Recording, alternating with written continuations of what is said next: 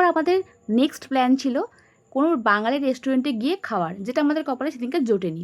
কারণ ওই মেনকা থেকে আমরা পুরো হেঁটে হেঁটে হেঁটে যে শরৎচন্দ্র বোস রোড, এই যে রেস্টুরেন্টটা, এখানে এসেছি শুধুমাত্র বাঙালি খাবার খাওয়ার জন্য।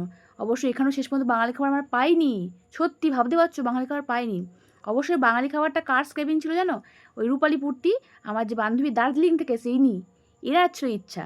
এনার কথা রাখতেই আমাদের এই অবস্থা। যদিও শেষ পর্যন্ত ওই হার মেনেছিল যে না, যা আছে যখন সব জায়গায় 10 মিনিট অন্তর অন্তরে যখন আমায় খেতে ইচ্ছে না। হ্যাঁ, যখন 10 মিনিট অন্তর অন্তরই যখন এরকম একটা করে চাইনিজ রেস্টুরেন্টে চাইনিজে খাবার খাই, কি আর করা যাবে।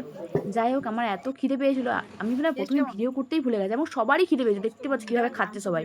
মানে যে খাবার পেলে হামলে পড়ার মতন না, আমাদের সবার এরকম অবস্থা হয়েছিল। এত হেঁটেছি, প্রায় বলতে পারো 2:30 থেকে 3:30, 4:30 পর্যন্ত শুধু হেঁটেই গেছি।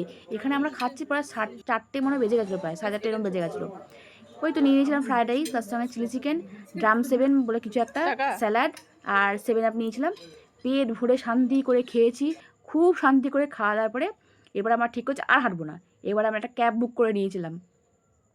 কলকাতার বিখ্যাত জ্যাম, জ্যাম জ্যাম। আর এরপরে যে যে জায়গায় প্ল্যান করেছে যাওয়ার জন্য, এটা আমাদের আর কোনো অসুবিধা হয়নি, যেহেতু ক্যাব বুক করে নিয়েছিলাম। বলো তো এটা কোথায় যাচ্ছি? আশা করি চিনতে পারছো নিশ্চয়ই। খুব সুন্দর একটা জায়গা, আমাদের সব থেকে প্রিয় ভিক্টোরিয়া মেমোরিয়াল হল। এখানে খুব ভালো সময় কাটেছে, ভীষণ হাওয়া দিচ্ছে।